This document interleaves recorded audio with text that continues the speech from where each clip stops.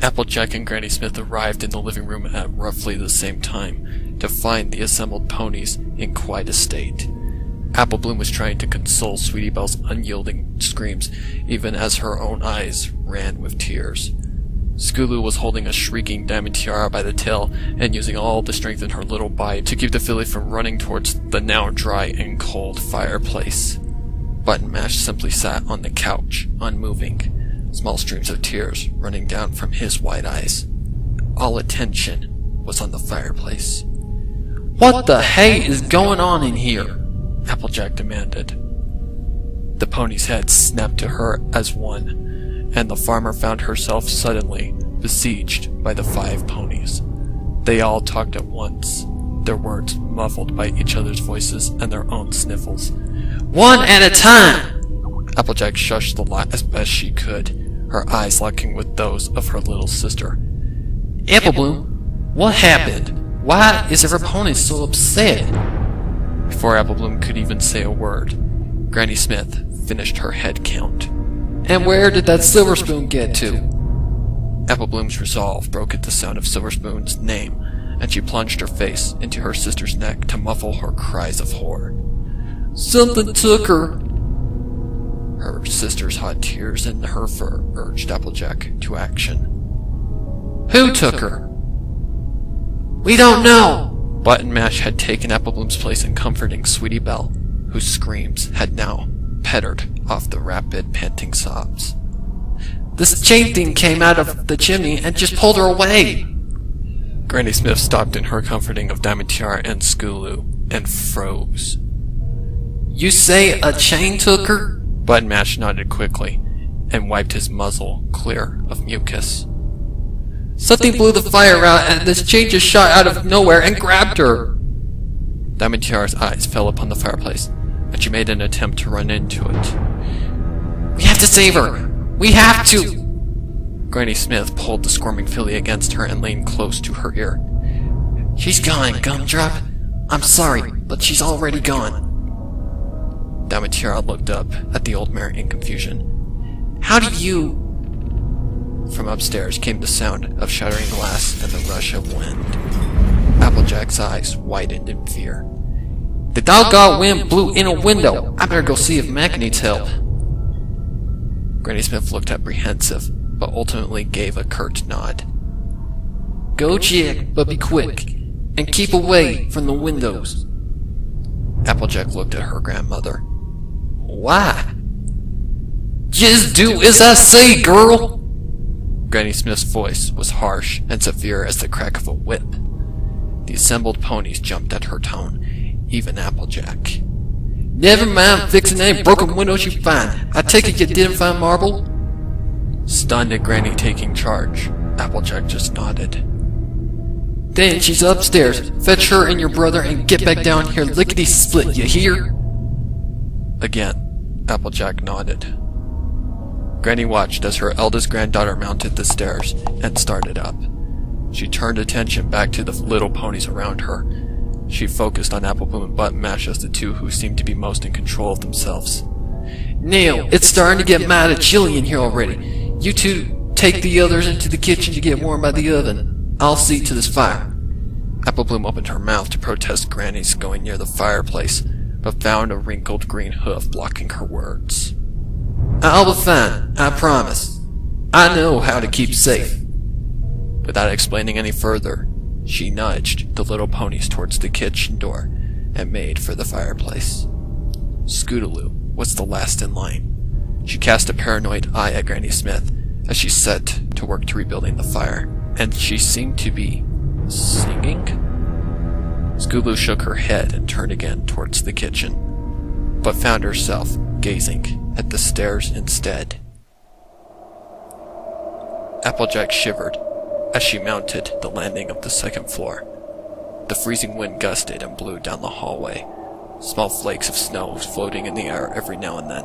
Her teeth chattering, Applejack pulled her hat tighter against her head and looked around for any source of light. The wind had blown the hall's lanterns out. Gritting her teeth to stop their irritating dancing, she nudged open the door to her own bedroom and sighed in relief. Her room's lantern was still lit. She carefully clasped her teeth onto the handle and pulled it into the hallway, shielding the dancing flame from the elements with the hoof. She very nearly dropped the lantern in shock as the candle illuminated the hallway. The hallway was frozen, not coated in a little snow, but frozen. The walls and ceiling were coated in a fine layer of ice as thin and as delicate as glass. The hardwood floors were lost in snowbanks, some almost knee-high. Most shocking of all were the icicles that now stretched from the ceiling, reaching down like crystal teeth that beckoned down the frozen throat of the hallway. Swallowing uneasily, Applejack began trudging her way down the hall. As the snow crunched beneath her hooves, Applejack did her darndest to figure out what was going on. The blizzard had been bad before, but now it was something unreal, almost unnatural. Curious, she paused a moment to push against an icy stalactite. It gave easily and broke away, burying itself in the snow. As Applejack watched, an identical icicle immediately slid into existence. Even without the freezing wind, Applejack suddenly felt very cold. She continued along towards the two rooms at the end of the hall, Big Mac's and Apple Bloom's. Both their doors were wide open. The broken window could be in either one. Big Mac's doorframe was curiously free of snow. The wind began to blow in earnest the closer she got to her destination. She felt her hat blow back down the hallway and closed her eyes against the onslaught. Each step took a huge effort, and she swore she could feel icicles forming along her fur. Still, she pushed on, as the feeling in her nose wasted to nothing. Deep down, she began to wonder if she would freeze to death right there, right at the threshold of her big brother's bedroom. She took what she imagined must be the final step, and stumbled into Mac's room as the wind suddenly stopped. Applejack's eyes shot open, and she looked around in the room, ready for anything. Almost anything. This time, her jaw did drop, and this time the lantern did fall to the ground and crack against the hardwood floor.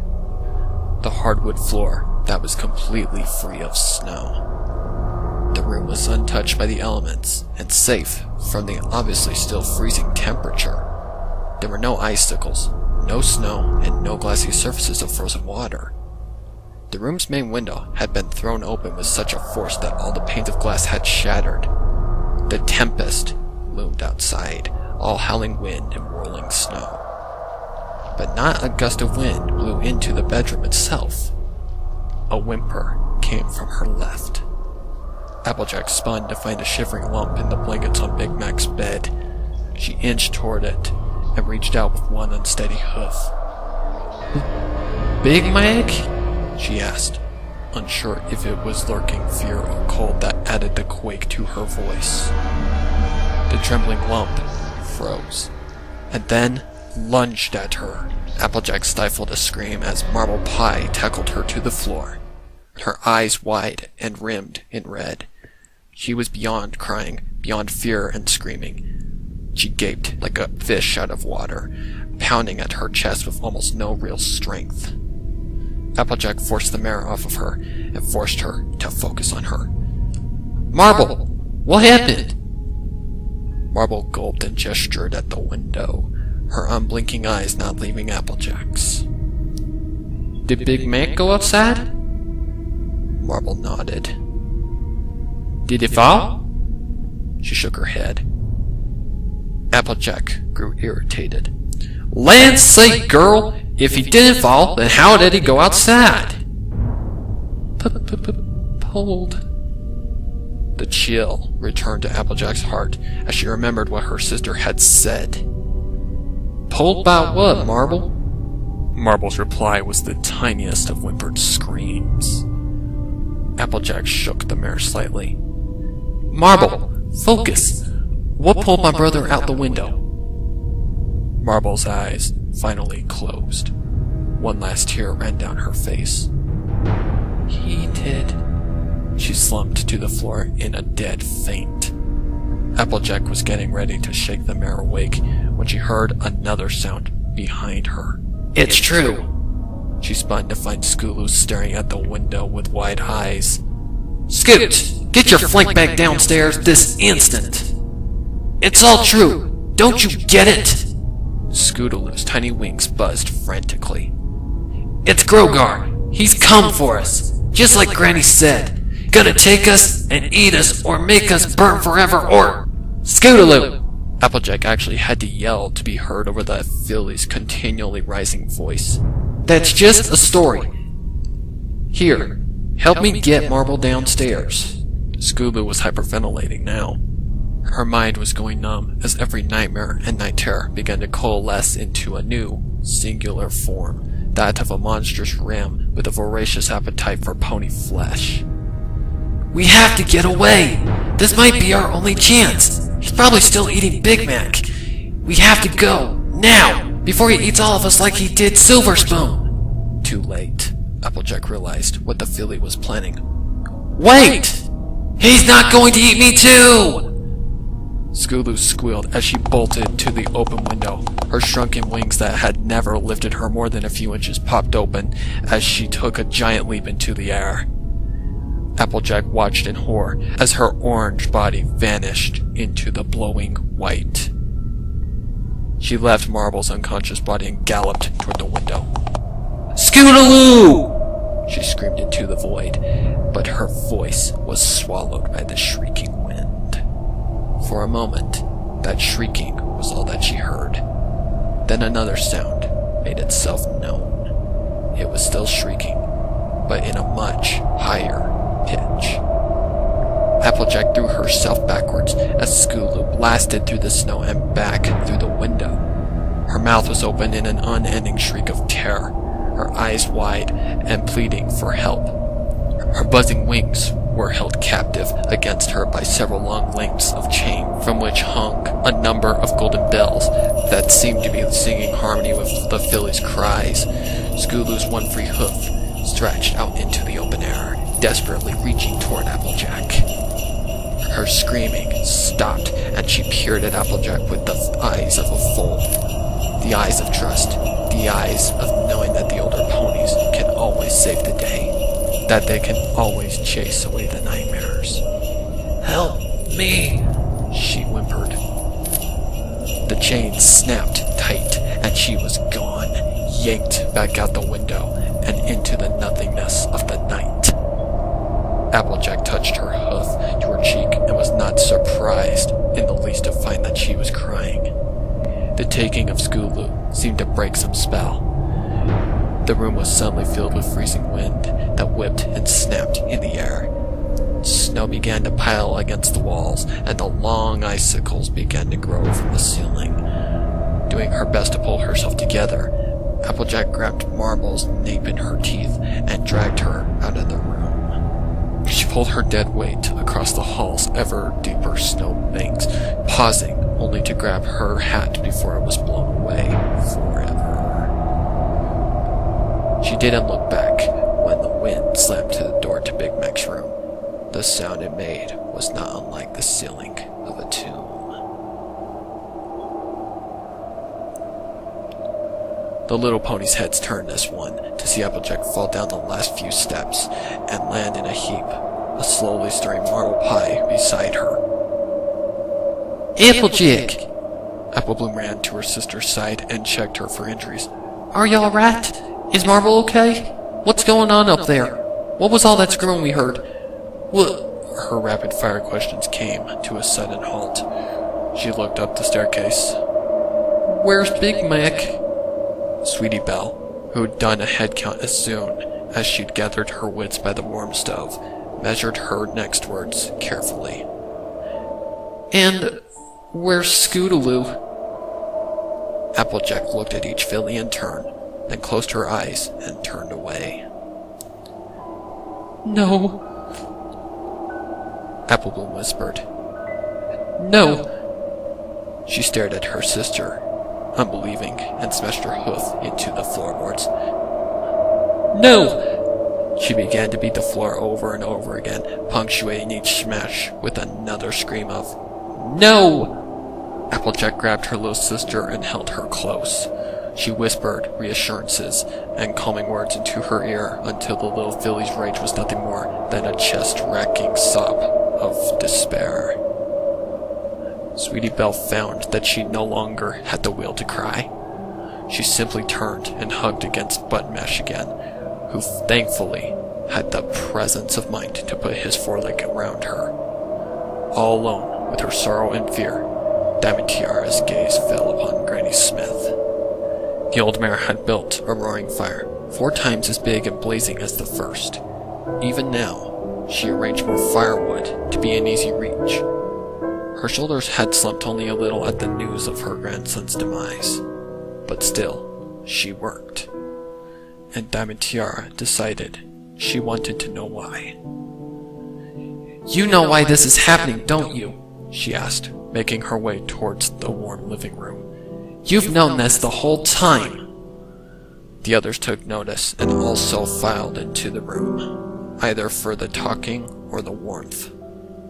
Marble finally stood on unsteady legs just long enough to throw herself onto the love seat and resume crying into the cushions. Granny Smith stared at the crackling pyre she had built and sighed heavily. I know. Granny? Applejack asked. Granny Smith snorted irritably. Figures it would happen on one of my last Hearth warmings. Couldn't just enjoy one more happy holiday with my family now, could I? Granny, what are you talking about? I figured I was out of the woods after you hit marehood and nothing happened. You were always such a trusting little filly. I should have figured it would be one of Applebloom's friends that were the real danger. What danger? Diamond Tiara was at the old mare's side. She looked at her with pleading eyes. What's out there? Granny Smith's eyes reflected the dancing flames. His name is Grogar, and like I said before, he ain't just an old pony's tail. When I was just a filly, back before we came to Ponyville, my family lived on a small communal farm up in Old Dream Valley. Back in those days, there were quite a few of us that helped each other out where we could. There was Apples, of course, and Tops, the Patch family, the Harvests, and Peachy Keen's clan. The Seed family had split away from us at that point. They'd find their way to Manhattan not long after and make friendly with the Oranges. All we had in those days was each other, so every celebration was shared by one and all. Birthdays, Nightmare Night, the summer sun celebration. We looked forward to all of them in turn, but Hearthwarming was by far our favorite, because we knew Santa Claus was coming and bringing us new toys and sweets that we just couldn't find in the valley. Everything changed on my 12th Hearthwarming Eve. My best friend back in those days was Pumpkin Patch. Me and that filly were the scariest set of hellions in all of Dream Valley. We were always shirking our chores to play in the woods and enticing the other fillies and colts into staging mock battles between the armies of Princess Celestia and Nightmare Moon. Our parents did their darndest to keep us from straying too far from the path of what was right, though. When we were the smallest, the threat of not getting gifts for Hearthwarming was more than enough. When we got a mite older, it was the tale of Grogar that made us remember our manners and friendship lessons. On Hearthwarming Eve, Pumpkin Patch pulled me aside and confided me something she had heard her mama talking about. There was no Santa hoofs. Our toys and sweets were purchased by the adults through the year during the grown-ups' occasional trips to nearby Paradise Estate. They'd hide them, then give them to us on Hearthwarming morning and tell us they were just from Santa hoofs. I called my best friend in the whole world a liar. We fought so bitterly that it came to blows. Our folks had to pull us apart to keep us from tearing each other's tails out. I remember Pumpkin screaming that I wasn't her best friend anymore because real friends trusted each other. When she said those words, I swear I could feel the air getting colder. A horrible blizzard descended on Dream Valley that night, the worst even our oldest ponies could remember having seen.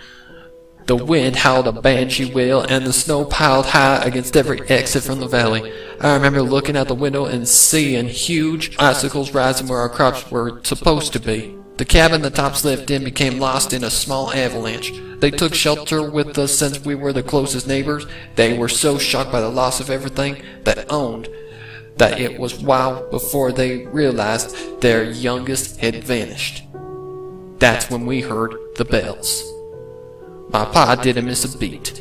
He and the other grown-ups started boarding up the windows and building the fire. We had us youngins rather in the center of the cabin and stayed there.